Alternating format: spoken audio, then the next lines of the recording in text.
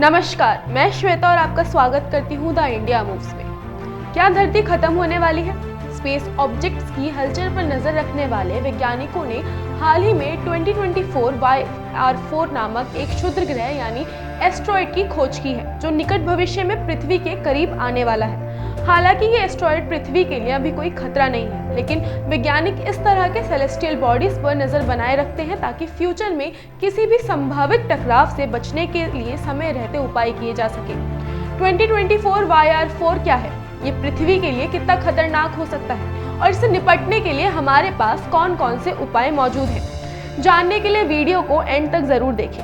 2024 YR4 एक NEO यानी near अर्थ object है, जिसका मतलब है कि ये पृथ्वी के ऑर्बिट के नजदीक से गुजरने वाला एक एस्ट्रॉयड है। वैज्ञानिकों के अनुसार इसकी गति और ऑर्बिट पर निरंतर अध्ययन किया जा रहा है। प्रारंभिक आंकलनों के आधार पर यह किसी बड़े खतरे की तरह प्रतीत नहीं हो रहा, लेकिन यदि इसकी दिशा में कोई बदलाव होता है तो ये पृथ्वी के गुरुत्वाकर्षण यानी ग्रेविटी के प्रभाव में आ सकता है, तो ये भविष्य में किसी संकट का कारण भी बन सकता है।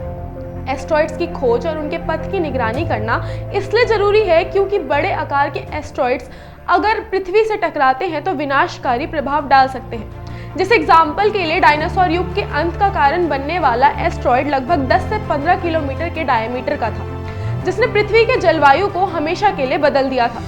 नासा, यूरोपियन स्पेस एजेंसी यानी ESA और अन्य स्पेस ऑर्गेनाइजेशन वर्षों से संभावित डेंजरस एस्ट्रॉयड्स की पहचान और उनसे निपटने की स्ट्रैटेजीज पर काम कर रहे हैं। अगर किसी एस्ट्रॉयड के पृथ्वी से टकराने की संभावना होती है तो उसे रोकने के लिए अलग अलग तकनीकों का इस्तेमाल किया जा सकता है।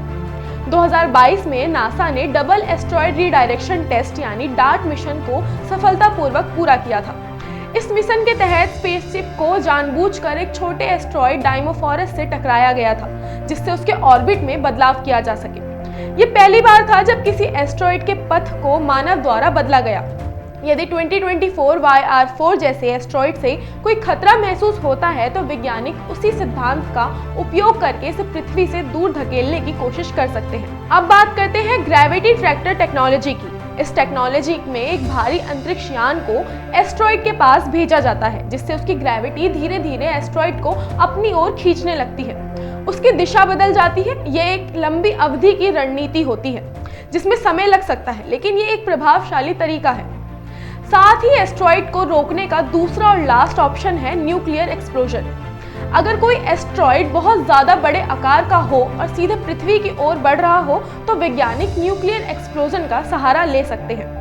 इस तकनीक में एक न्यूक्लियर बॉम्ब को एस्ट्रॉयड के पास ले जाकर उसमें विस्फोट किया जा सकता है, जिससे वह छोटे छोटे टुकड़ों में बंट सकता है या अपनी दिशा को बदल सकता है। हालांकि इस रणनीति के अपने खतरे भी हैं, क्योंकि इससे कई छोटे टुकड़े बन सकते हैं जो पृथ्वी के लिए और अधिक खतरा बन सकते हैं। अब तक 2024 YR4 से कोई खतरा फिलहाल नहीं है, लेकिन भविष्य में संभावित खतरों से निपटने के लिए वैज्ञानिक कई योजनाओं पर काम कर रहे हैं। स्पेस एजेंसीज NEO अपनी मॉनिटरिंग सिस्टम को और भी ज्यादा शक्तिशाली बना रही है ताकि किसी भी संभावित खतरनाक एस्ट्रॉयड की पहचान जल्दी हो सके और उसे समय रहते रोका जा सके।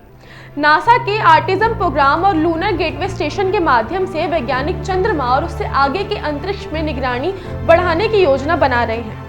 इससे फ्यूचर में एस्ट्रॉयड की ट्रैकिंग में सुधार होगा और समय रहते बचाव योजनाएं बनाई जा सकेंगी। वहीं यूरोपियन स्पेस एजेंसी भी हेरा मिशन पर काम कर रही है, जो डार्ट मिशन के प्रभावों का विश्लेषण करेगा और आगे की रणनीतियों को परखने में मदद करेगा। अंतरिक्ष अनजानी चीजों से भरा हुआ है, लेकिन विज्ञान और तकनीक की सहायता से हम फ्यूचर में आने वाली किसी भी चुनौती से निपटने के लिए पूरी तरह से तैयार हैं, चाहे वो 2024 YR4 ही क्यों ना हो। आज के लिए बस इतना ही। आगे की अपडेट्स पाने के लिए हमारे चैनल द इंडिया मूव से जुड़े रहें और वीडियो को लाइक और शेयर करना ना भूलें।